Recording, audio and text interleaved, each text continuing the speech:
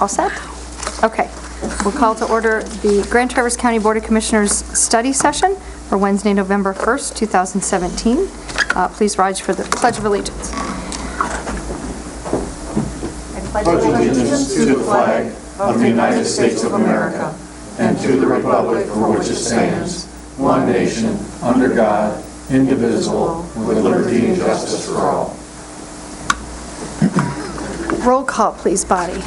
Johnson. Here. Klaus. Here. Wheelock. Yes, ma'am. Gorfulet. Here. Mayor. Here. Lathrop. Yep. Crawford. Here. So this is our first chance for public comment. Bonnie, will you read the rules, please? Any person shall be permitted to address a meeting of the Board of Commissioners which is required to be open to the public under the provision of the Michigan Open Meetings Act. Public comment shall be carried out in accordance with the following board rules and procedures. Any person wishing to address the board shall state his or her name and address. No person shall be allowed to speak more than once on the same matter, excluding time needed to answer commissioners' questions, if any. The chairperson shall control the amount of time each person shall be allowed to speak, which shall not exceed 3 minutes. The chairperson may, at his or her discretion, extend the amount of time any person is allowed to speak. Public comment will be solicited during the 2 public comment periods noted in Rule 5.4, Order of Business. However, public comment will generally be received at any time during the meeting regarding a specific topic currently under discussion by the board. Members of the public wishing to comment should raise their hand or pass a note to the clerk in order to be recognized and shall not address the board until called upon by the chairperson. Thank you. Do we have anybody for first public comment today? Yes, ma'am. Please step up. Go ahead.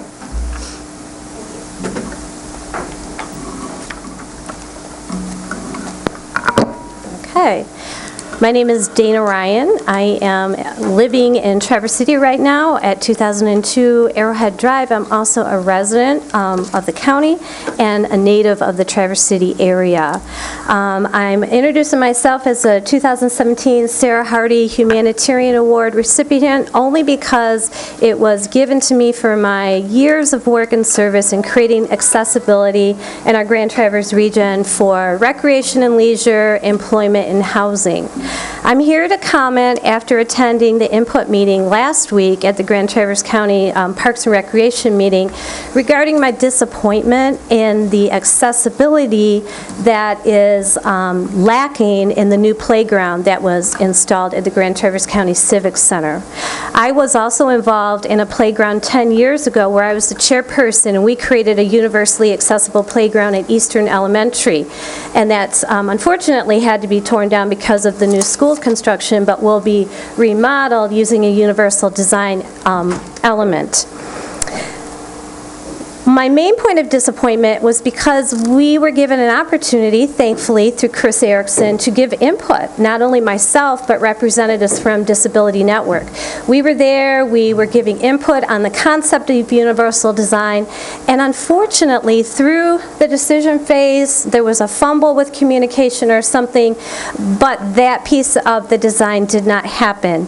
Now, when you look at the playground, it's a wonderful playground, it's a lot of fun stuff there, but there's one accessible wheelchair swing off to the side.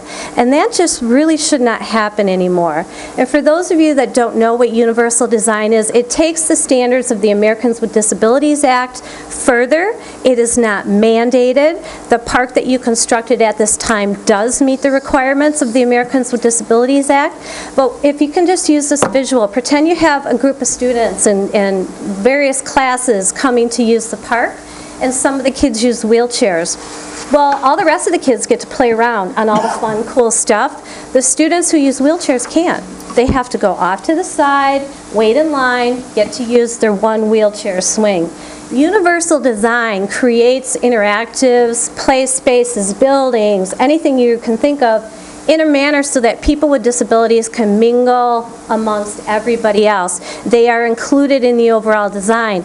And in 2017, really, a county park should have that design. The reason I'm coming to this meeting, because it is a budget discussion meeting, is universal design doesn't have to cost a whole lot more. There's a real misconception There were several interactives selected in the playground piece. If only one of them, just one of them, used or had the universal design element, you would have a much different picture for that county park.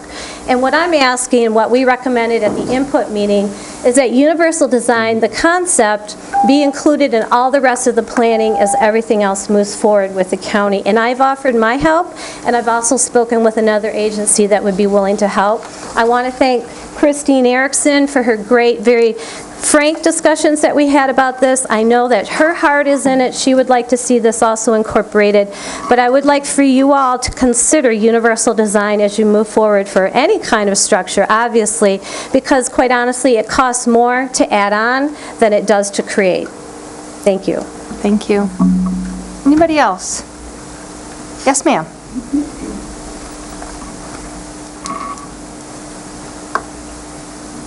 I'm Randy Clausen. My address is 384 Lynn Drive. Excuse me.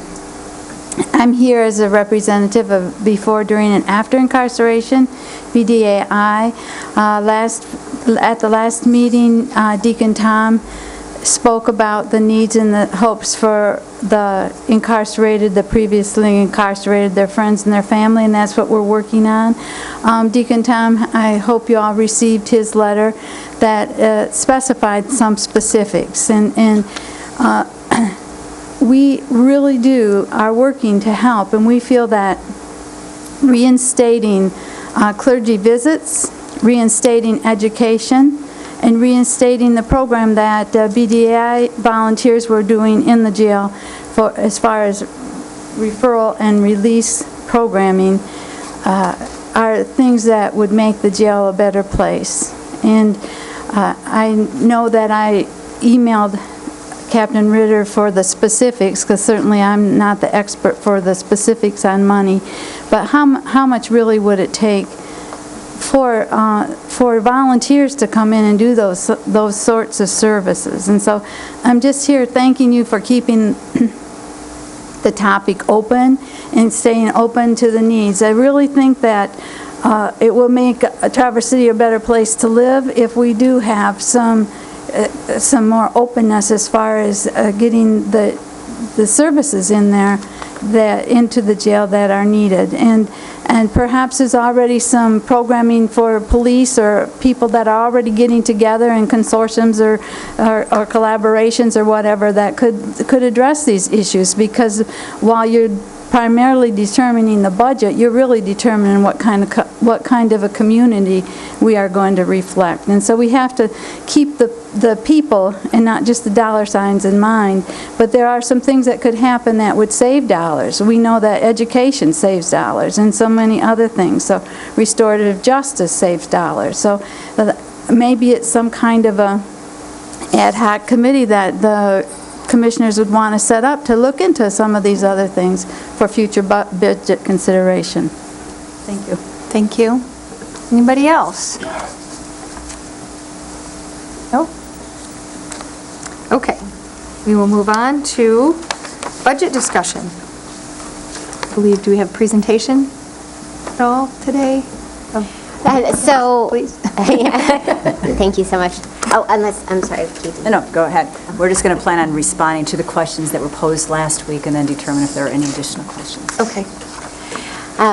Yes, so as the county administrator has just stated, we took care to note those questions that had been posed at the first study session and to provide detailed responses to each of those items with various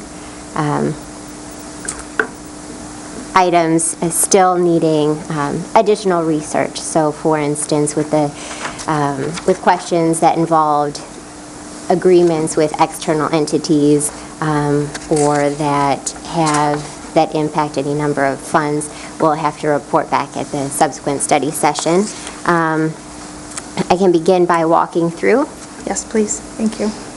So one of the things that had been discussed was the methodology that was used for projecting year-end activity. And so as you continue to delve into the line item detail in moving forward to an approved budget, I just wanted to note to keep in mind that while for the most part the general operating line items were used with a methodology of divide by 8, multiply by 12, there were a number of line items for which that wouldn't make sense or where there would have been a more accurate estimate. So for instance, with payroll items, at the time that the information was pulled, 19 pay periods had passed, therefore it was divided by 19 and multiplied by 26. We processed benefits for the most part monthly, therefore it was divided by 9 since we had already posted that expense, and multiplied by 12. And then for instance with debt service payments, those are annual payments, in which case those were identified and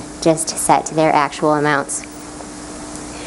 With the various payroll items, there were a number of questions that had also arisen, some of them having to do with timing, such as longevity and payment in lieu of health insurance, which are annual payments. And also personal leave. Those are all paid at the end of the year. So whereas there may be zero activity marked in those places, it was anticipated for the year-end projections that those full amounts would be utilized. So anyone that had PTO, for instance, budgeted would get their maximum payout of 5 days.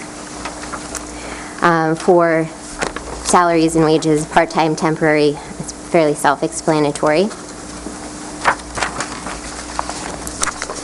On the next page, on the top of the next page, we have included with the most recent census data that I had been provided from our personnel records. There were 446 full-time employees, excluding elected officials.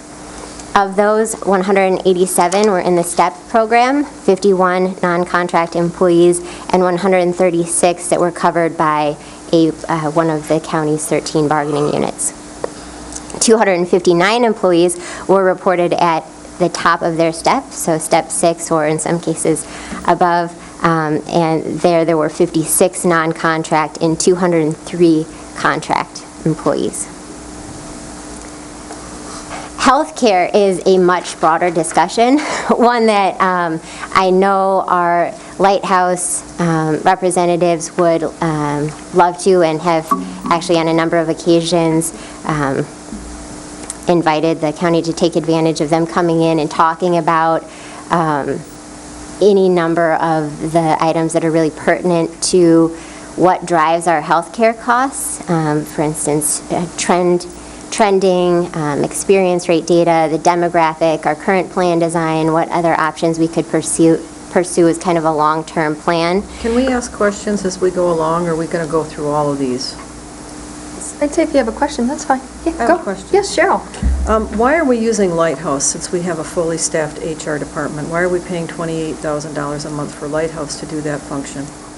So at the time that Lighthouse was brought in, we did not have a fully staffed HR department. Did you hear my question? Now that we have a fully funded HR department, why are we continuing to use Lighthouse? That's my question. I know the history.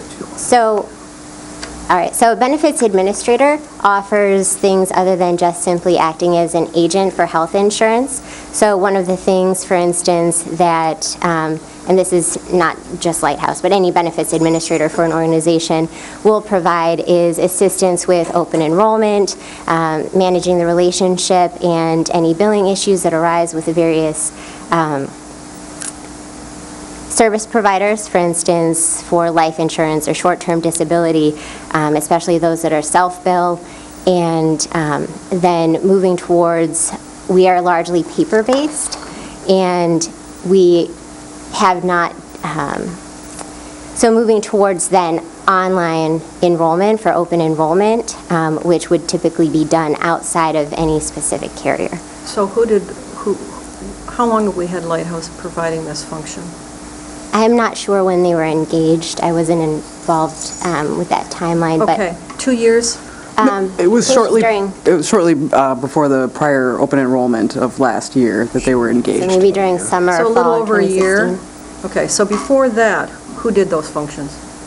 Those would have been handled by our Human Resources Department. So, call me crazy, but couldn't we save $28,000 a month by having our fully funded HR department take over the functions that they did? And from my experience, providers will come in and provide the open enrollment services that you're talking about, because they very much want to sign people up for those benefits, and they don't charge you for that. That's how they get people to come in and take advantage of their services.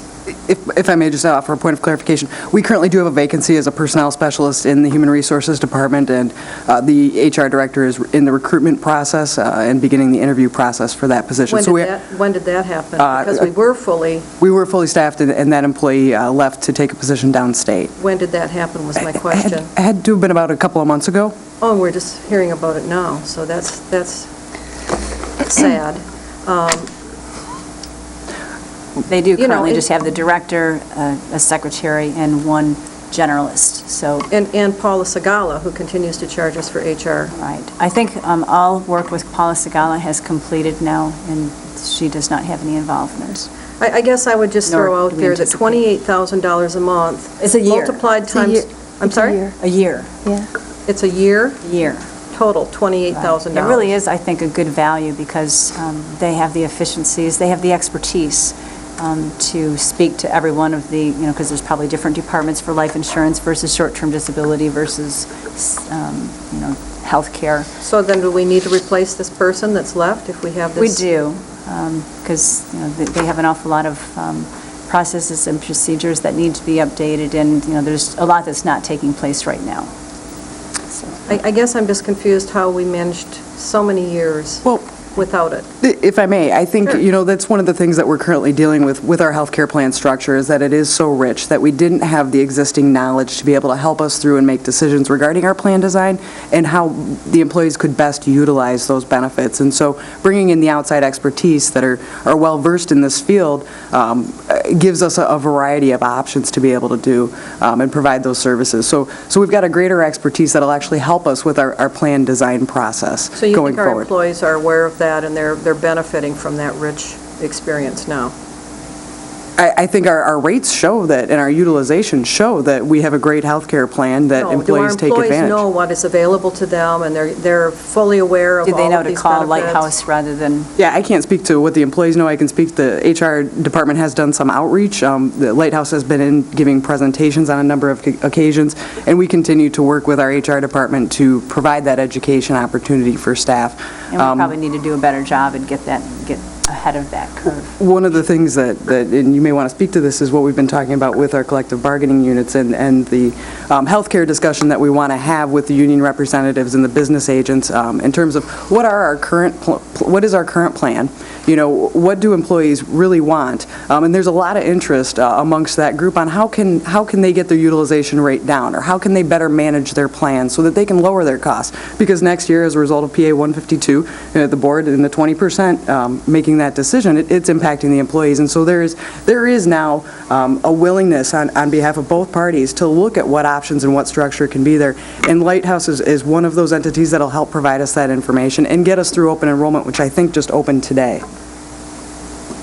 So we're going to be establishing a committee of business agents from the unions, union representatives that, are our employees, as well as elected officials, to come to the table, see what options are available through Lighthouse and other vendors, and, have some pricing structures so that we can get some feedback from employees. What is it that they really want? Do they really want this rich plan, or do they want an HSA that's partially funded? And then, there's multiple options in between. So that meeting should be taking place probably by the end of this month. Well, and I think it's underneath this area that Jody's just been talking about, the payment in lieu. I've talked to several other counties around us, and for example, Leelanau County pays a 50% payment in lieu. So if you're significant. paying $12,000 for the basic insurance plan, and you And you can offer an opt out. employee $6,000 to not take that plan if they have it available through through a spouse or partner, you don't have to be a wizard to do the math. If only 20 employees were to choose that option, that's $120,000 that our budget is improved. A lot of people won't take it at $2,000 because it's not worth it. You're better off having the second insurance, but $6,000 might provide a sufficient incentive that maybe more than 20 people, maybe 50 people would choose that. Right. And that would definitely be an option that we'll look at, because that completely makes financial sense and sense for the employees. Thank you. Okay, thank you, Jill. Okay, so carrying on, as we conclude, I guess, the healthcare discussion, I have requested demographic data, experience data that will help inform the further discussions about the healthcare amongst the board and administration, as well as it had been noted that we did go to bid to Blue Care Network or Blue Cross Blue Shield in 2016 for the 2017 plan year, and the rates that we got back were just simply not competitive with our current plan, as well as then with, I think, all of our collective bargaining agreements stating that we will maintain substantially same coverage. There then could be potential for implications with the unions if or when we do change, that those networks are the same. So for instance, Blue Care Network may have substantially the same coverage, but their network may be slightly different, so someone who's used to seeing a doctor within the Priority Health Network may not be covered. So just those kind of things to keep in mind. More qualitative than quantitative. Moving on, retiree health care. So with our OPEB just earlier this year, we established the retiree health care vehicle at MERS, which will act as our OPEB trust. Studies by and large show that it's more cost effective and beneficial to municipalities in the long run to pre-fund their long-term liability for health care. So the county's done great strides in taking that initial step and beginning to pre-fund, especially because this year was the first year that we did actually make that transfer and begin to pre-fund. Historically, we've been pay-as-you-go, and there have been pretty substantial swings from one year to the next based on enrollment and health insurance rates with the retiree health care provisions that we currently offer, with costs ranging from $184,000 to $57,000. We did include $300,000 towards the county's OPEB liability in the budget, in the 2018 recommended budget. This includes both the pay-as-you-go as well as any difference between our actual current year costs would go towards pre-funding those future liabilities. For our defined benefit payments. Excuse me. Question. Okay. As we talk about the OPEB, and, we're talking about our annual payments being between $57,000 and $184,000, I'm trying to figure out how we jumped to $300,000 in the 2018 budget. So our annual required... If you'd have put, $150,000 or $200,000 in there, I could have understood that, but I can't figure out how if the high is $184,000, how we jumped to $300,000. Okay, so the annual valuation for our OPEB liability is conducted in much the same way as our pension liability is. It looks at the demographic data, the population of who is entitled to retiree health care, what that long-term benefit will be, and it projects out over the lifespan of that population what that long-term cost is. And so that's how we get to the $7.7 million in long-term unfunded liability. If we were to begin to pre-fund that under the assumption that every year as we have more employees retiring and taking advantage of that benefit, those costs are going to escalate and continue to put pressure on the county's annual operating budget. So therefore, that's why they recommend establishing the OPEB trust, similar to our pension trust at MERS, so that we can begin to gain on the investments, setting aside those funds so that in future years we have adequate resources and we don't have to take it from our annual operating budget. The valuation stated that in 2016 we really should have contributed $653,000, but we had only set aside $250,000. So assuming that, again, in 2016 we didn't actually make any transfers or establish the trust, in 2017 it would have been even higher. Cheryl? Was there some conversation, or did this board at one point suggest some conversation about attempting to buy out that benefit? So I've heard it said, but I don't know if it was a board, initiative, directive, or what. Yeah, I think you, Commissioner, yourself have actually mentioned it a couple of times in meetings, and it is something we want to pursue but it is a negotiating issue, a bargaining issue. And, I think we've heard over and over again the good things that, the City of Traverse City and the Road Commission have done, but they started 10 years ago. And so kind of as we walk through this process, we have to take small bites at everything.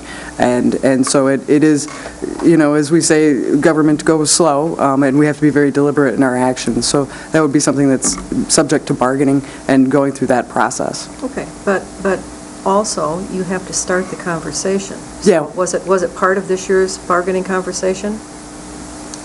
It's really not been so far. Not much. We've settled potentially with 2 of the 13, and we've got 11 more to go.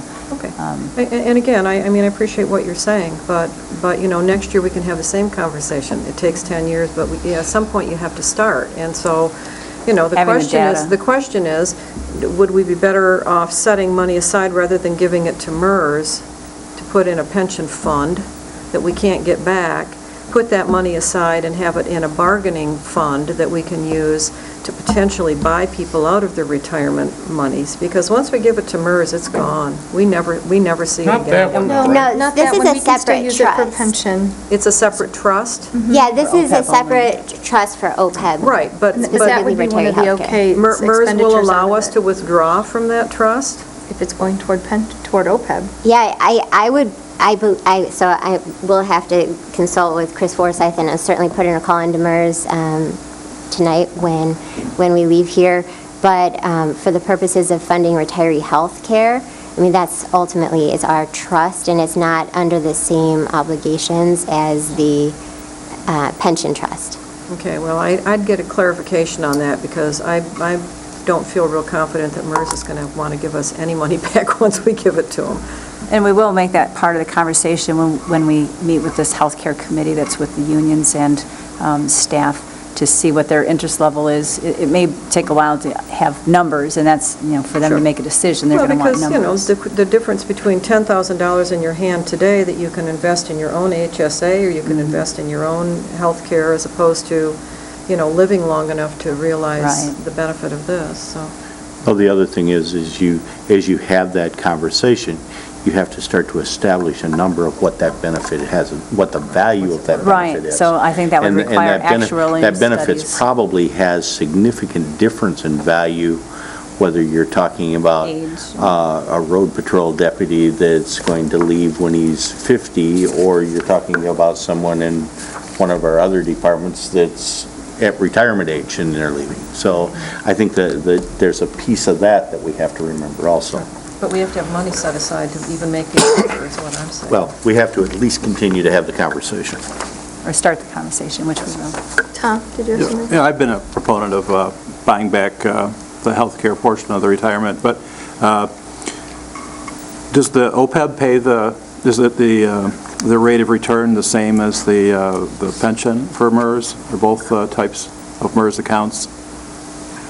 So I can't remember off the top of my, it's invested in the total market fund. I'm happy to provide to the board. I think that we had a handout in an earlier meeting with the investment portfolio for that retiree healthcare funding vehicle, but I'm happy to distribute it. Yeah, I'm guessing that it's probably a lower rate, but it's probably not the same rate as the regular MERS pension. I read a report the other day that the University of Michigan's retirement fund for 2016 averaged 13.8% return. It's a long ways from where MERS is telling us. And that leads me to something else. The sooner we make our payments to MERS after the beginning of the year, the more money we possibly could earn. Yep, absolutely. Yeah. So delaying payments or sending them, halfway through the year later is not a good idea. Or lose. So is that something through Well, board? if you look at the market, We've talked about that before. Yeah, we could- I don't think anything is losing right at the moment. no, not right now, but Yeah. it will at some point. What are you mumbling about, Bob? I'm just mumbling. so. Okay. He's predicting doom and gloom, Yes. his usual cheery Bob says the fashion. Then sky you is can falling. just- I'll interpret. Then Jody can continue. Okay, well, this was a nice segue since the next topic was the defined benefit payment. So again, for 2018, it's at $5.9 million. It's the first year of our 16-year extended amortization schedule. I would just note it is allocated across all funds. So actually of that 5.9 million, I confirm that only 3.8 million is actually being borne by the general fund itself. Obviously, there is general fund support to several other departments, so in part, it would be bearing that cost as well.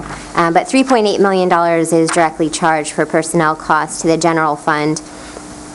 It's important, even if we were to change the method of presentation, to do that. I took, for instance, the circuit court as an example, because the circuit court has the largest number of active members still on our defined benefit plan, and it constitutes approximately 8% of our total liability for our defined benefit plan. And of that, then, the 8% that we owe in 2016, we are actually able to recover approximately $242,000 through our intercounty agreements with Antrim and Leelanau, and then also through that federal grant program. So it is a significant return on investment for calculating the rate in that way, and then being able to track it for purposes of grant reporting or monthly billing. Yeah, but again, my objection to having this spread out amongst, and this isn't anything new, everybody's heard me talk about it before, by our splitting the unfunded liability across the departments, for the Sheriff's Department, for example, it represents 17% of their entire budget is unfunded pension liability. 17% of the largest single departmental budget in this county is unfunded pension liability. That skews all of the numbers that we look at. It makes all of the numbers look wrong at what it costs us to provide the service to the citizens of this community. So are you willing to give up 200,000 plus then to feel better about that it's, I mean, because I don't know what the right answer is either, but if we're making some money I believe off there's of it. better ways to budget it and still be able to collect on those grants. Such as? Well, for one thing, use the grants for what they're supposed to be used for, and then not have to supplement with general fund money to complete the services. But you're leveraging that to gain some money with it. I mean, Yeah, I don't think the math will ever match itself, though.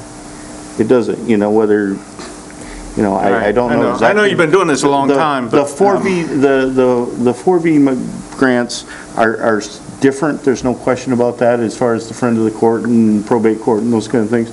There's places there where it's a direct correlation back, but when we're talking about applying it to secondary road patrol grants or those kind of things, I would much be better off to take the grant, pay for secondary road patrol, and take the money that we're supplementing into secondary road patrol by the little bit that we get on a grant and use it for something else. The circuit court is easy to talk about from this perspective because of the fact that it is the largest department that still has defined benefit personnel. But we don't have very many of those throughout the system. What percentage of the defined benefit personnel do we have that's in the courts? It's got to be 2/3 of them at least. They just closed, I believe, in 2016. 16? yes, Yep. So there's been no new, so all the employees hired prior to that are defined benefit employees. Right. So those employees that were hired in 2015 will continue to accrue a benefit through our defined benefit pension. But throughout the rest of the county, it was closed in 2001. Correct. Dan, go ahead. I've only been doing this 5 years now all the time you have, Sonny, but I think it would be better discussed at some point if you made a motion about what we should do, because all we ever do is talk about it. And the board never makes a decision, we just go on doing it the way we used to do it. So I think, I kind of understand what he's saying, but I'd like to get a motion out of it. Well, the thing about it is, it's truly not, at least in my mind, it's not a emotionable thing. I then think why it's are we an talking idea. about it? I think the idea about talking about it is part of the budget process. If we had a line, or if we had a category, just like friend of the court, Right. that was unfunded pension liability, we could truly see what our total cost of that defined benefit cost is. When it's spread amongst every employee in Grand Traverse County, you truly can't look at the budget and say, this is what our pension liability costs us. Because it's spread out so many different places. Now, this year, at least it has its own line item, which we didn't have previously. So how are we going to change it unless you make a motion? Well, Well, no, it's we're- not a motionable thing and- because it's and- not a decision for the board to make how It's to a- do it's a- the it's a- accounting. It's an it's a accounting budget process. And it's that's not why for we the talked about it commissioners when to we were decide Why having do the we budget change the meeting. process? Who's going to make a change? I don't know that a change is warranted, except that how it is presented might be able to be different if you want to see things maybe without that What's going in to it. stop us from having this same conversation next I year? am not sure. Vote Sony out? No. No, but do you guys get my point? I get your point. I know, that was a do. bad joke. I absolutely do. I'm not complaining, I'm just No, trying to... I get it. Every year, Sonny, we have this conversation, every year. And Well, nothing ever happens different. As we spend more and more of our time talking about an unfunded pension liability, which has been a vast majority of our discussion time over the last 2.5 years, it's going to continue to be that way, as long as we continue to do it this way. And until such time as and I truly believe it can be taken care of in the budget by creating its own budget center for that pension liability. Who will make that happen? Well, we'll have to I- work. I- Administrator it and would- Finance Department are responsible to draft us a budget. So should we, as a board, ask her to do that? Well, I think that's kind of what we're talking about. I mean, they can take suggestions from all of us. And I don't think. I would Go hate for ahead. us to miss out on the opportunity of the $242,000 just in one court. But maybe and it there makes may- sense to apply it to And there may be those- ways to do, to put Can it in we- one department, and so, Can we at leave the least rest direct in a them to line item. investigate maybe a We'll different way to investigate show that it? for next If that year. would, You know, I just want to make sure that we remember that because of the way the pension liability is diversified throughout the budget, we cannot, or anyone else, without a major amount of time and effort and knowledge, cannot look at this budget and see what the cost of our pension liability is, So then let's change because it's it. scattered everywhere. well, so we can, $5.9 million. I think, yeah, we kind of all know that it's $5.9 million a year. I mean, that's, Well, I know, but that's a negotiated payment. It is. But that negotiated payment is based on as far as I'm concerned, a speculated number of what our true liability is. We all know that some of those employees that work for Grand Traverse County, number one, aren't going to live to 88.6 years or whatever, so they're not going to derive all of that benefit. Some of them will never collect any of it. But at the same time, MERS is calculating that liability based on every employee who was ever enrolled on behalf of Grand Traverse County until their projected end-of-life date. and that's the number that we have to rely on. That's the number that MERS uses. And it's $5.9 million. That's Well, the negotiated But that's a number. that's a negotiated That number could be payment. 6.3 when we get the It could be. returns on the It could be. investment. And it might be 4.7. That's right. Could be. That's right. And wouldn't So- that be a happy day? Do we want to direct administration to maybe investigate some other ways of showing that? I would be all Can we start excited with about that? looking at some other way of seeing what the pension debt looks like. Now we're talking. We're Okay. going to get something to happen. So Sunny's happier. Dan, are you happier with As that? long as something gets done and Okay. not just talked about. Okay. And we can do that. We would be more than happy to do that. I Okay. would just, a couple points of clarification specifically Yes. regarding the defined benefit payment. The board did approve, MERS did also accept the amortization extension agreement such that it is fully anticipated that with the additional contribution of $5.6 million in 2017, along with our annual required contribution of $4.7 million, and then beginning to pay $5.9 million in 2018, that we will have some years where our annual valuation, which is actually what determines what our minimum required payment, will be lower than $5.9 million.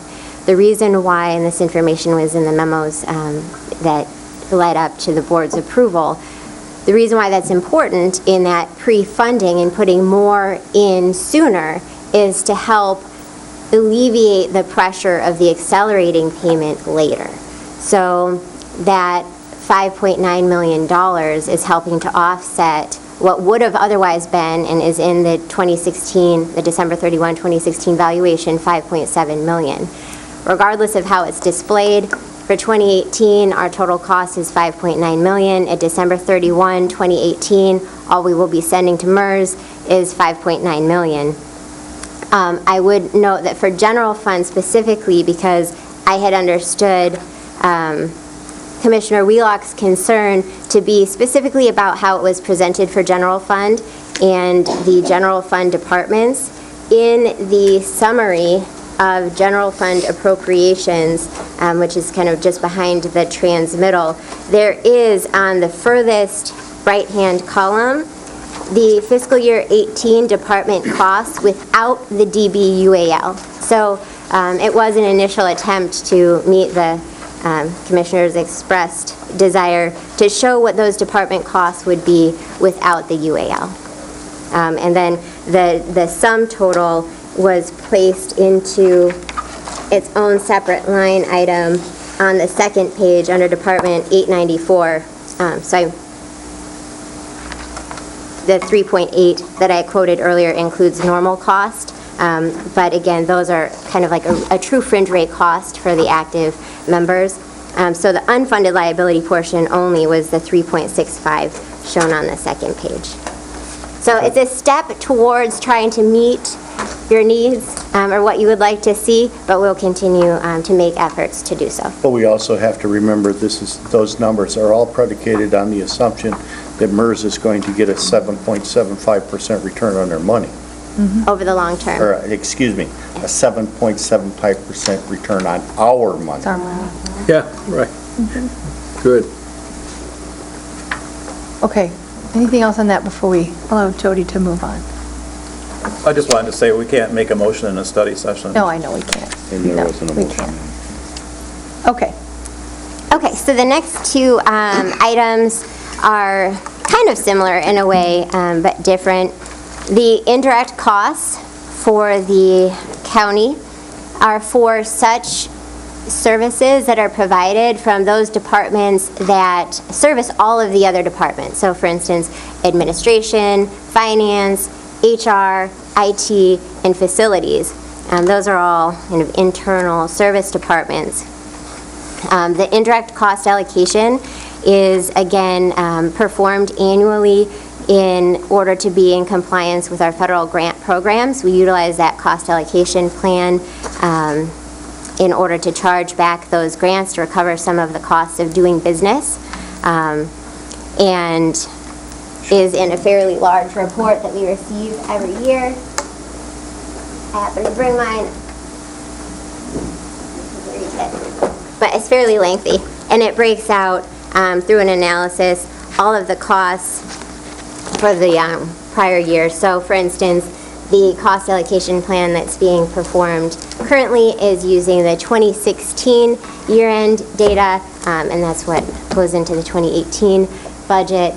So there's some lag time there. With IT charges, again, we have been in conversations both with the firm that performs our annual cost allocation plan. I've been in meetings with the new IT director to discuss, okay, how do we approach this differently so that it's easier to administer both from her staff's time and standpoint, but then also easier for the recipient of those charges to understand those costs. There are various cost centers for IT charges that really kind of drive that cost. So for instance, facilities, it wouldn't make sense to charge IT costs by head of a department because they're not going to have the same needs, for instance, as the courts that utilize, the AS400, they utilize our imaging software, they have a higher use and therefore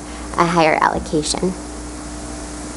Any questions on those? I'll move on. Just for clarification, you say that the cost allocation plan spreads costs across the institution based on central service departments, and you list the Board of Commissioners as one of those departments? Correct. What costs of hours do you allocate? The cost of the department. the cost of the Board of Commissioners The department? $7 that we get. I mean, you know, And the travel and I dues actually and would like to whatever. know why our budget line item budget is as high as it is, considering we don't get anything, use anything, have anything. I would definitely invite the board to discuss their budget in more detail. I think it would be very prudent to do so, especially for those things such as dues or travel costs. There is an administrative staff person that's charged to the Board of Commissioners department historically, but ultimately that would be up to the purview of the board to determine the priorities of But its whatever budget. those costs are, let's just say $100,000. I think it was more like $386,000 last year, but you then allocate that across the entire institution.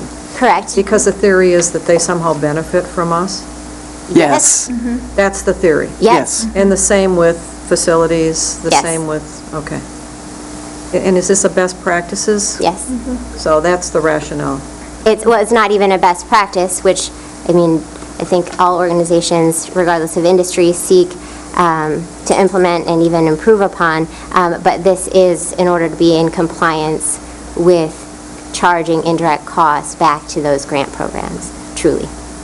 So there's somebody in the organization We're that gets... shuffling numbers because of a few grants. Yeah, I mean, I'd like to see, And I know the see the grants have dollar grants. amount, Well, I'd but- like to see the amount of grants that you're talking about that justifies the level of, Absolutely. and you don't have to do it right now, we're going to meet again, or you could send it to us in an attachment, but, you know, I just find it hard to imagine that our costs ought to be borne by the sheriff's department, or that they ought to be borne by, you know, So, HR, Animal control. animal So- control. I mean, similarly with the sheriff's department, I had flipped to the road patrol, for instance, which Commissioner Wheelock had just called out as being 17% of the sheriff's department budget. If that approximately $900,000 wasn't being charged there, it would still have to be borne somewhere, so if it was in another line item. So if the total, and I flipped off of it, I think, if the total for that department was $3 million, now it would be 2.1, that 900,000 would just be shown elsewhere. That's perfectly fine, because that reflects the cost of it providing that service. When we put if the number was different because we took that unfunded liability out of it, I'm perfectly fine with that if it shows up in our budget in another fashion. Because I think when we put this number in all these different budget centers, we cannot, nor can anyone else, look at the budget and see what it costs us to provide a service. We can't determine what it costs to provide road patrol because there's damn near $1 million of extra money added into the road patrol. And there's also IT charges added in there, and there's indirect Board of Commissioners charges in there. you know, And that is the method of list keeps full cost going. accounting. I mean, it's the idea that there is a cost of doing business, and that is the cost of doing business. Here tonight, there's, technology going on, there's, building costs, there's lighting costs, there's all different kinds of costs that all get built into this one meeting. And so those costs are then allocated out.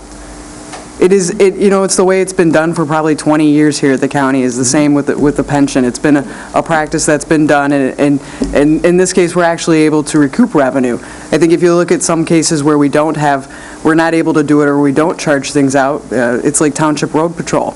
I think the number that we're only recouping in that is about 70% of the total cost. And so that 30% of that total cost has to come from somewhere else. So if we don't recoup that revenue, what are we going to take it from? It's a best practice, it's a way of doing things, it's a way of accounting and creating transparency. well, see, there's a difference here, because you call that transparent, but I call it just muddying the water, because now I cannot see what it costs to provide that service because you've put that extra $1 million in there. But it does You know, cost to provide that service because understand all of there's- these services, Those are services that the county provides, but when we skew the numbers with these kind of things, it just not makes but you it... can't provide those services without these services. We can't This- provide the this sheriff's service- department their This service I services can without. understand. Yeah. $1 million worth of unfunded pension Well, we're liability, back on I that one. can't We already understand. finished the discussion about the I know. unfunded pension part. So we're not going to go Well, backwards. we're not finished with the discussion. We may For be now, we finished are. for this evening. That's For fine. now, we are, because we have We are not limited time finished. today, so we're going to move on. There had been a question raised about capital improvement projects, and I know that the administration is working diligently with IT and facility staff as they each develop their short-term and long-term lists of priorities and emerging needs and capital improvement plans. Another $450,000 has been included in the 2018 recommended budget to begin to meet those needs. Question. Yes, ma'am. Is there an intent to share with the board the projected or proposed expenditures, seeing as how they're going to be way over the normal? I mean, do we have an opportunity to see where you want to go to spend that $450,000? Oh, yes, absolutely. And as part of the purchasing policy, well, one, any plan would be brought forward towards the board, but two, then any major purchase also for the board's input and approval. I think it would be really helpful if we could see it at the front end rather than when everything's ready to go. And that is the intent. I think Ming and Jason are coming next week to share some IT support needs that are needed for dispatch, sheriff's department, and emergency management that will account for several $100,000 of this. This $450,000 is not by no means sufficient to fund all of our IT needs and our facilities. We're just going to have to take it in piecemeal and take care of the things that we can year by year, because each of those two departments have submitted a wish list of more than $1 million each. I assume that we will see, as part of the budget process, a copy of that wish list, so is that we have input as far as the priorities of those Sure, projects. it exists and we wanna already, make so I'd be sure that happy we to have give it to you. Yep. Thank you. Okay. So the next item, fairly simple one. There had been a question raised about when the Woodmere debt would be repaid in full, and actually the last payment is in 2018, and the payment has been included as scheduled for this, and as well as our other scheduled payments. When will that payment be made? When will it be made? Do we do that bond payment in May? It's either May or November. I can't recall because I don't have Well, one of them is the schedule. principal, the other one's the interest, and I don't remember which is which. And I'm sorry, I don't remember off the top of my head. That's fine. It just, the idea that theoretically, in May, we'll be done with that building, that was the discussion we had last week, was because the building authority, that bond just kept showing up with no indication of when it would be paid off. I'm very excited that this will be the last year we make that $250,000 payment. There had been general inquiry regarding contract services. So I'm happy to take further direction or questions to report back on if there were specific departments or vendors that the board had questioned regarding like historical activity. But ultimately, in reviewing, I pulled any number of departments, and by and large, contract services can mean any number of things across departments. So for instance, in my department, it may mean financial analysis, it may mean, for instance, we did have a vacancy, and a vacancy when filled by a staffing agency is pretty typically across all departments charged to contract services. However, there are a number of departments that have annual service renewals for software specific to their department, installation of equipment that may have been charged by a contractor. Therefore, when they submitted it for payment, they charged it to contract services. So there's a great deal of variety there, but I'm happy to take further direction and provide additional information. Cheryl. Well, I had provided all of you that were here with a list of contract employees that were paid for out of, I actually broke it down through 16 and 17, but I guess my question is, the total of those monies, I mean, we're talking 800,000, 700,000. We're talking a lot of money that was not a line item. And my question is, how did the budget stretch when it wasn't a line item to accommodate, thousands of dollars for programs that, or personnel that were not in the budget? And if it can stretch that much, is that because we have these, like this year, this proposed budget I'm looking at, unfortunately, these pages are not numbered, so it doesn't make it real user-friendly, but I'm looking at a contract services, a general fund line item that says that in 2017, it was $110,000 and change budget, and you spent about $63,000 in 2017, and you're asking for, $107 for 2018. So you've got about $50,000 of wiggle room there. I mean, is that how you do it? Because you put these wiggle room amounts in, and so then when you want to hire like some expert to speak to, some issue that you've got an extra $50,000 in the budget that you can come up, because I mean, these are big numbers. Where were they in the budget? So we do have a very large budget. Our general fund budget's $38 million. For the most part, the departments themselves are those that determine what their contract services needs are. So for instance, the contract services that would have been submitted as a request, and sorry, I keep picking on the Sheriff's Department, but they're here, so they can represent themselves. He's an easy target. Yeah, but I mean, I would be happy to invite them up here to speak to if they have wiggle room in those line items, but no, it is not practice to place wiggle room in those items in a number of areas where there had been vacancies or a substantial turnover, for instance, in facilities where there had been staff that had been vacant, and I believe in some instances decisions not to fill those vacancies. Those monies were then transferred to contract that service. So for instance, lawn care or janitorial. I believe the same is also true for IT. Well, like, for example, the $110,000 we paid Peter Cole in 2017, where was that in the line item? Where did we have $110,000 for council? Or where did we have, $94,000 for the waste diversion program, or, our facilities guy conducted no less than 2 audits totaling about $67,000. I mean, $147,000 to Paul Segala as a consultant over 2 years. Where are those numbers? Where are they in the budget? So again, in a number of those instances, again with IT, I believe that a large part of that was through the vacant funded position, and that he was also providing not only consulting services but direction to the department in absence of a director. I didn't say anything about IT. I said Peter Cole, $110,000. Yeah, so that was coming again through the HR department. Because there was nobody in the HR department, we used the money from the HR department to pay for the attorney. We didn't, we had a vacancy in the HR director Right. position.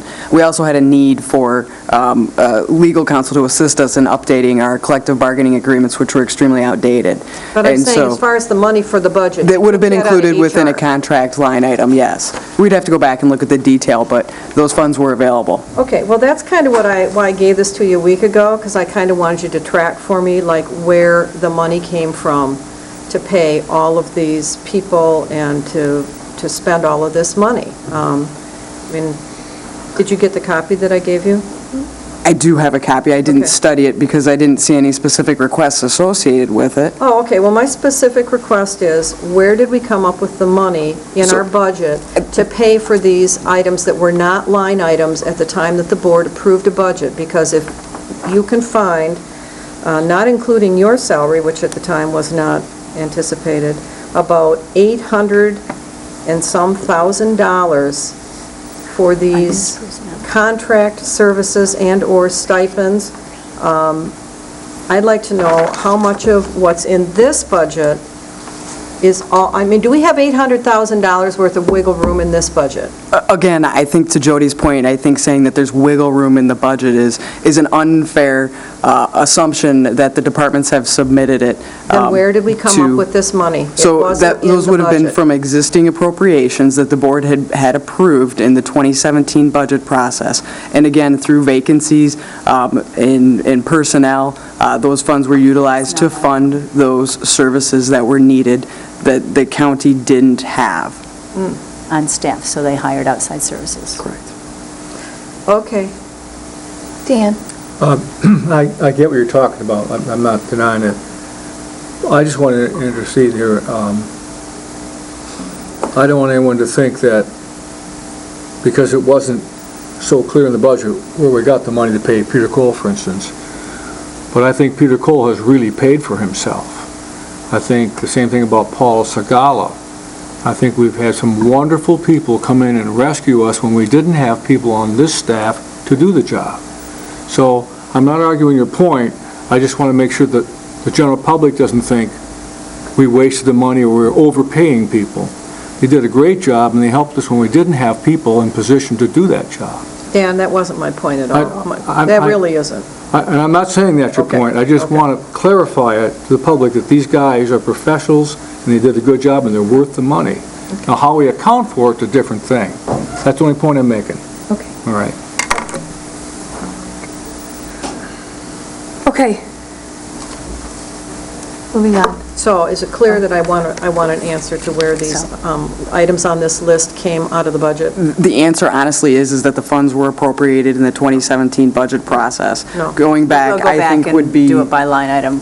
Yeah. I want you to find the money, because when you hired somebody and you said you were going to pay them, obviously you had to believe that the money was there, because you didn't come to the board and ask us to authorize you to have money to pay Mary Lanoy $24,000, or you didn't come to us and ask us for $10,000 to pay the guy who was going to come and make the special presentation about the bond situation. I mean, that's just money that you found somewhere and you paid out of the budget for the needs that you had, and I'd like to know where it came from. Yeah, so to that point specifically, since it was out of the finance department's budget, I can say that I did have vacancies or a vacancy in my department, and I used those unexpended personnel items to hire a subject matter expert to assist us in identifying the most prudent course of action for addressing our unfunded liability. I think that it was a worthwhile expense. It was within the purchasing policy as a director within the county for me to hire that assistance, and then I had used unexpended personnel. I think we need to look at that policy. I think having... And that's in process. I think department heads having the ability to spend $10,000 to hire experts to make their case is probably not necessarily the best use of taxpayer dollars. And that's, And that is part of the Working on overall that. purchasing policy and going to Good. centralized purchasing. Thank you. yes, Dan. I can see your point, though, because I think what you're saying is, in this type of budget, the way we're seeing it, we don't have money to fund other things like animal control. Maybe the money is there, we just don't know it. That's Is what that I'm kind saying, of what you're Deb. saying? Thank you very much. Yeah. That's a very succinct way to say it. Yeah, Yes. so, Said last week, the numbers are inflated. pardon? That's why I said last week, is I believe the numbers are inflated just because of the numbers that we've put in some of these things. And don't forget, we do not pass a line item budget. We pass budgets by budget centers. Yeah. But, again, when the numbers are in here the way they are, I believe that there's a lot of categories that probably are higher than they need to be. I And think when they if- go back If the and board, do- I if the think when they board go- was aware of actually where some of those dollars were, maybe we'd have options to do some other things with some money, because I think there's money there. This budget's balanced, so every dime that we're going to take in 2018, well, I should take in 2017, is going to be spent in 2018. You know, that's the idea of the balanced budget. But the question is there some of this that isn't going to be spent where it's designated in the budget, and maybe there's some money available to do other things? One of the things, I get it, but I believe when they go back and find the money like you want, you'll see that they took it out of It doesn't come out of nowhere, No. so they took it out of... We don't print money in the basement. Yeah. I'm well aware of that. Yeah. But So you mine- just but- want a but- diff- But you got my point. Yeah, I okay? do. I Because got your point, That's exactly yeah. my point. Yeah. Okay, move on. So with concluding Commissioner Borfolet's question, I'd be happy to go back for these very specific items and find, I would also then just remind the board that we do bring budget amendments before the board on a monthly basis. So for instance, if there was the need for the movement from, a substantial movement from one line item to another, we do pay attention to those things and bring them forward on a monthly basis so that you can provide input. I would not say, for instance, with the case of unfunded vacant personnel, while definitely there could be a policy of quarterly budget amendments to review the use of such unexpended budget line items, that wouldn't necessarily be wiggle room. It wasn't, in the case of unfunded or funded vacant personnel line items, it's not as if there is any department, this is across all departments, any department saying, well, I request $50,000 knowing I'm really only going to spend $10,000. These are positions that truly we seek to fill during the year and when vacancies occur. So while to a certain extent that vacancy allows for wiggle room and even is addressed in our transmittal and wanting to bring some of the 18 requests forward into 17, they're not inflated. It's just a matter of we do have to budget for those personnel costs, whether they're filled from day one or 6 months in. Okay, so I just want to say, we're going to go for like 5 more minutes, because I want us to have a chance to switch Okay. gears before the Okay. 5:30 meeting and start that one on time, if All that's right, well, okay. the rest of it should be fairly straightforward, except for, I'll save some time for the sheriff, should he so choose. Copy machine charges and postage charges had been an item that had been raised for copy machine charges. I know this is an initiative that the administration is looking into for greater cost efficiencies and effectiveness. So we'll be happy to report back as we continue to pursue that avenue. For postage, we do have large mailings across our various departments to county residents. So for instance, some of the high users are the courts, the clerk, the treasurer. I had the deputy administrator ask, why is Commission on Aging listed? And I said, well, because they spend a lot on postage. So they may not send out to as many people as, for instance, as the treasurer or the clerk, but perhaps more frequent mailings to their clients with updates and newsletters. It's their monthly billings. Or their monthly billings. The Board of Commissioners identified some of the items that had been raised. Please feel free to take a look at that and come back, but it would definitely be prudent for the board to have greater discussion about their particular priorities or initiatives for the activities for 2018. MSU extension is one of the items that further review by administration will be necessary. I know that there's been some discussion now with MSU extension, and we'll bring forward more information as it's available. Skipping the sheriff since he's here, we'll have him at the end. Animal control, happy to make department heads and staff available upon request to discuss the recommended budget, provide the line item detail should you so desire. Work release facility, there had been questions. Again, this is an agreement with an external agency, will require a little bit of further research into what we're cost sharing or not. We'll bring forward that information. At some point, a commissioner had raised the question about why is there such a substantial increase in our lawn care maintenance costs? And it was brought to my attention when I inquired that there had been an RFP issued for lawn care maintenance services. There had been an error on behalf of the contractor when he submitted. He was awarded as a low bid, however, and honored that low bid price. continue to perform the service. When it was reaching expiration, we went back out to bid. That was corrected, but he did come back as the low bid. Meyer House property taxes were paid in 2017, and we're working with park staff to address 2018, and Civic Center again with the question regarding the agreement with the Y. We will come back with more information. For the specific Sheriff's Department questions, the sheriff and his staff have been so kind as to attend this evening to respond to the individual questions that they arise for their budgets. Did anybody? Yes, Cheryl. Are they for the sheriff or in general? Oh, so we were just given the animal control budget, and Yeah, that's we're one copy short. going to be under what department? It's its own separate fund. It's paid by licenses, is that right? Oh, yes. Where are you placing it? I haven't placed Where it does it end anywhere. up in the summary? Oh, Would it in show the up summary your is on the fund summary, so that initial I didn't first see page. it at the health department, which is where it's been. No, it's on its own, so even though it's administered or it's supervised by the health department, it's in that umbrella, it's a standalone, for financial purposes, a standalone fund, so it's Fund 295, and it's shown on that one-page summary sheet of all Yeah, I saw it there, I funds. just didn't find it anywhere within the book. Yeah, And so- we're just now getting it. Is that correct?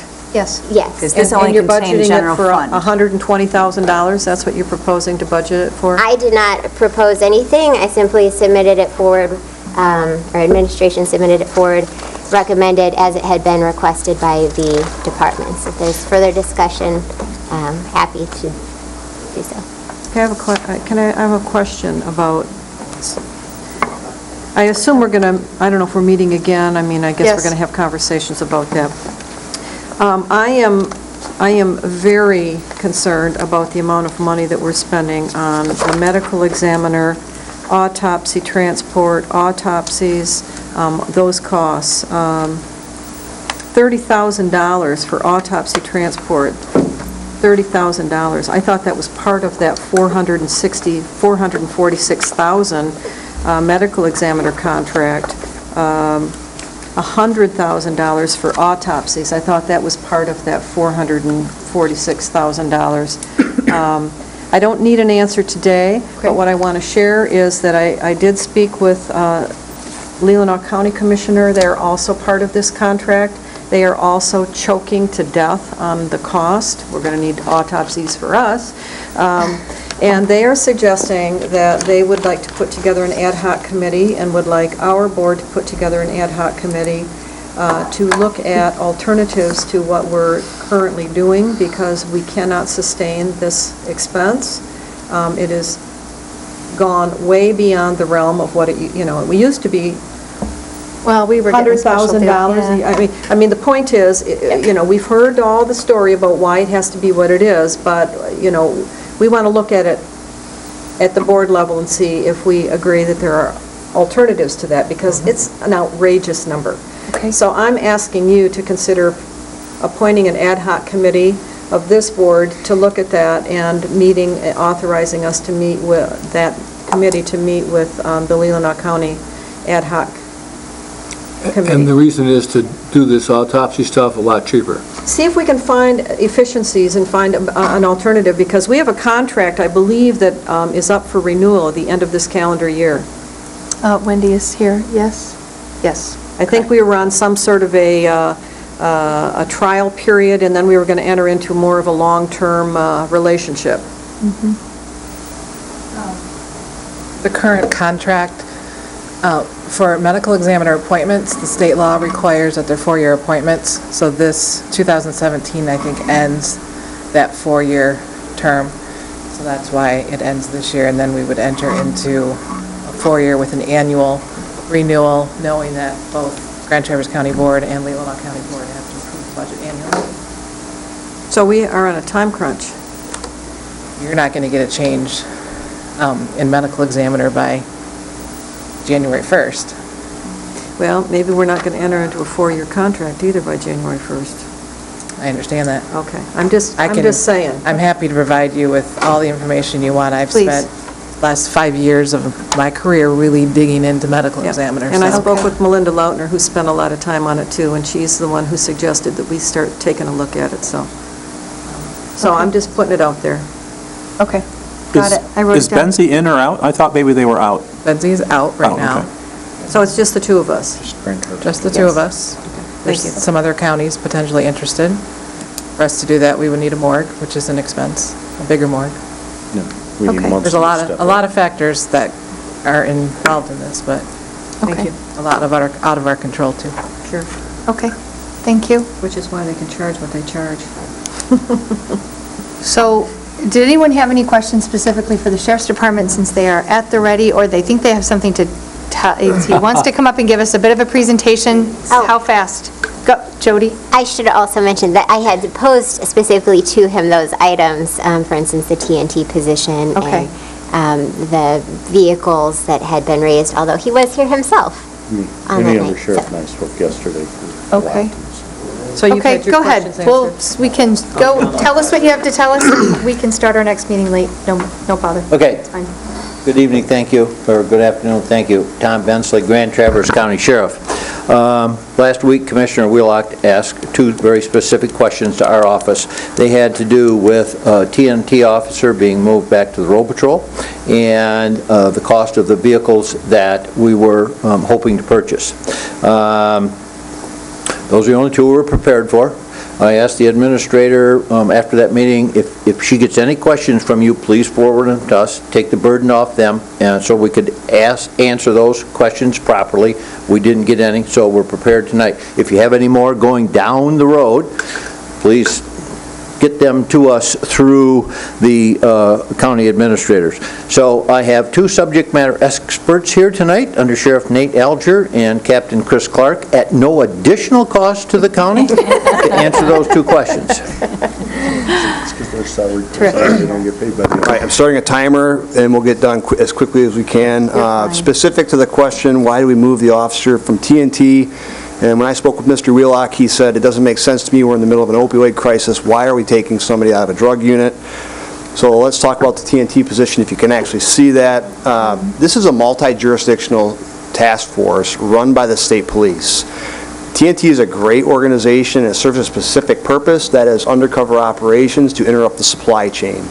There's much more to drug enforcement than just interrupting the supply chain, and TNT has their own set of rules. So what can Grand Traverse County Sheriff's Department do in an opioid crisis? Well, that's something that we've been talking about for quite some time, and the answer to that question is more officers.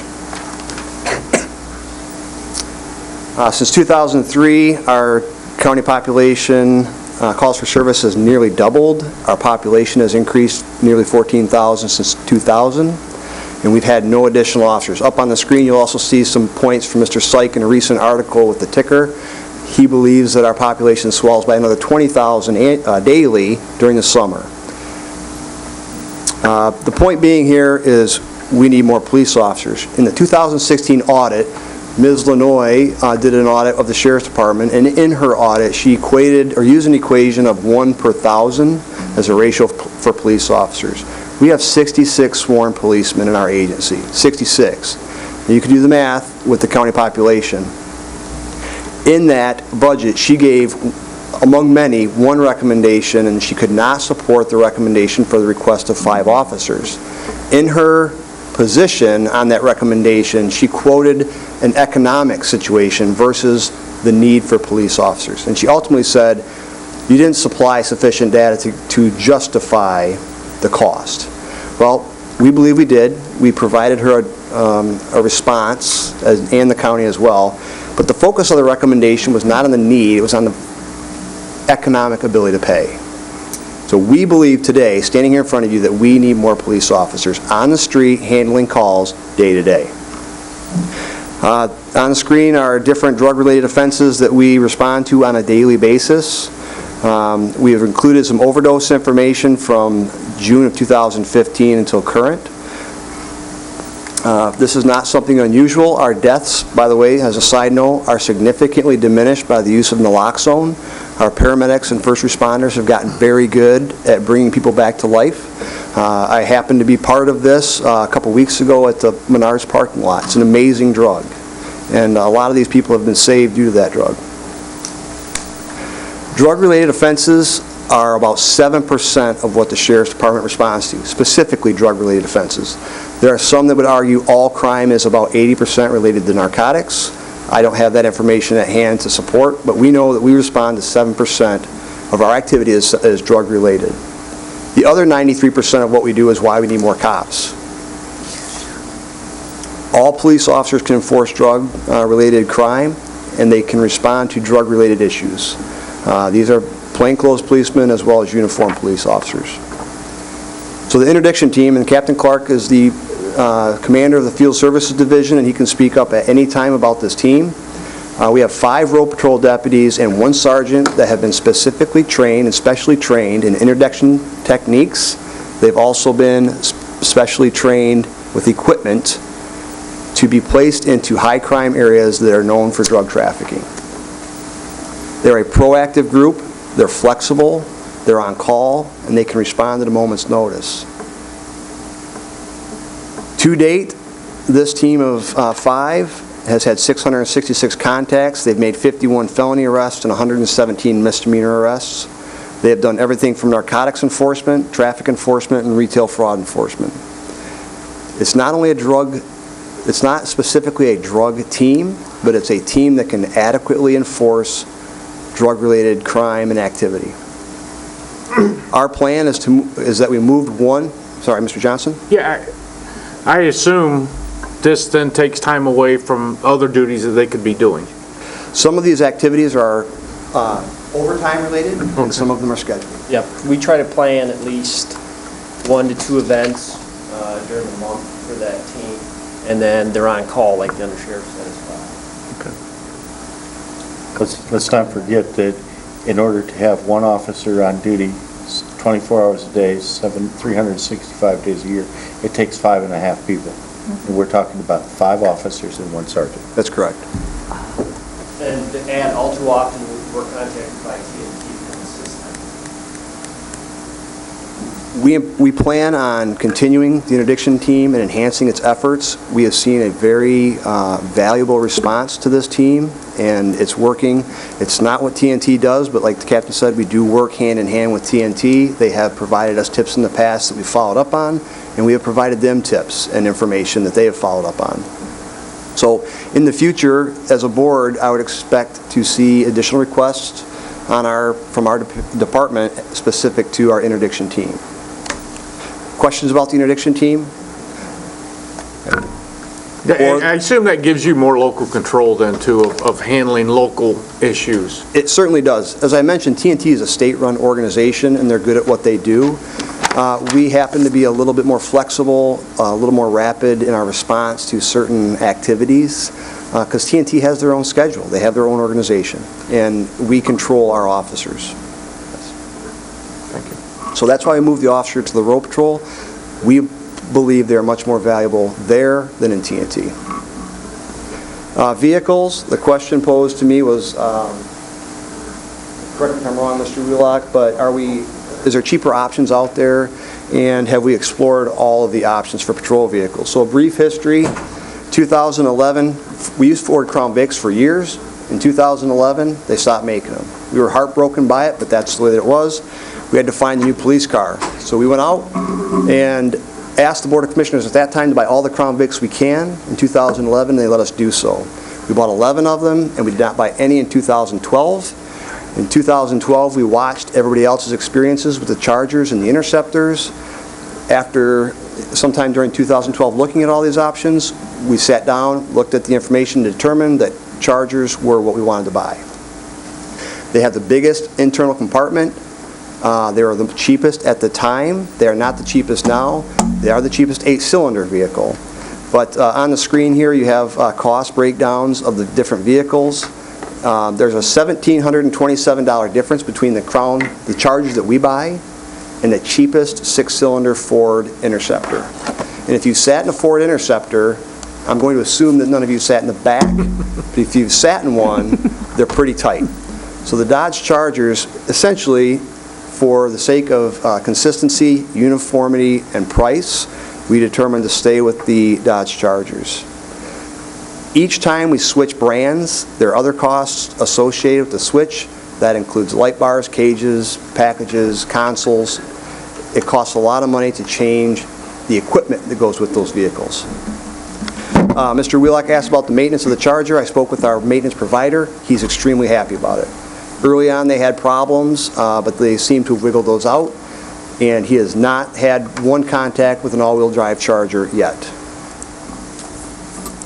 We are within the purchasing policy. We use MyDeal, which is a state bid, and we submit these things through the purchasing process to the Board of Commissioners, and that's any questions you have about our vehicles. As fast as I can go, and my apologies. Could we have all of the, what you you send did us up that? there, could you email that We to us? certainly will. I can't read any of that. it's You can't? tiny. Not a word. Sorry. We even use the bigger fonts. Sorry. You guys can't see a thing. We can't find We will.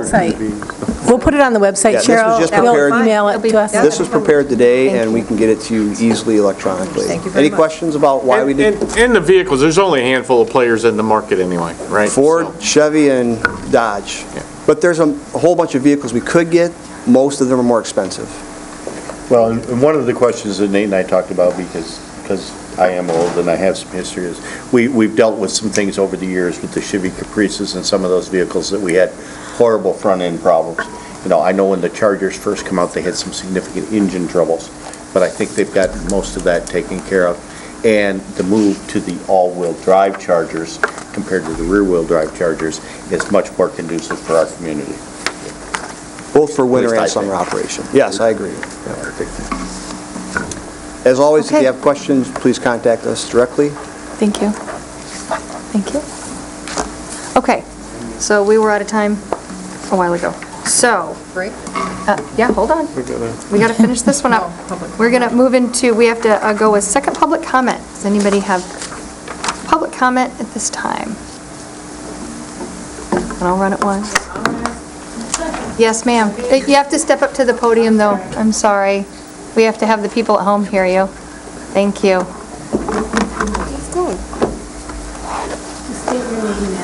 Yes. Whitney Allen, 1250 Bass Lake Road. I really wanted to find out more about the animal control situation. I kind of heard you just sort of mention it. Has it been resolved? I mean, I understand we have one officer, and I had a personal experience with some stray dogs running around that people almost hit, and it could have caused an accident, someone could have been killed. And we actually just happened to come across Deb by making several phone calls. One of the calls we made, another woman and I who had stopped to hold on to the dogs, they said, well, just let them go. And I said, I'm not going to let, two large dogs run across Silver Lake Road and either get killed or cause someone else to be killed. So I'm just concerned at a community this large that we don't have a program that I feel is going to accommodate this community. I'll just answer real quickly. We do have an ad hoc committee of 3 commissioners that is looking into the animal control department and what we can do about it to make it better serve the community. So it is in process right now. And is anybody able to attend that, or can anyone else be on the committee? Anyone can. They're public meetings. You can find the meeting schedule on our website at grandtraverse.org. Okay. Yes. Thank you. Anybody else for public comment at this time? Okay, we're going to take a 15-minute break before we start at a 5:46 or so, our regular meeting. And with that, we are adjourned. Thank you. We got 15 minutes?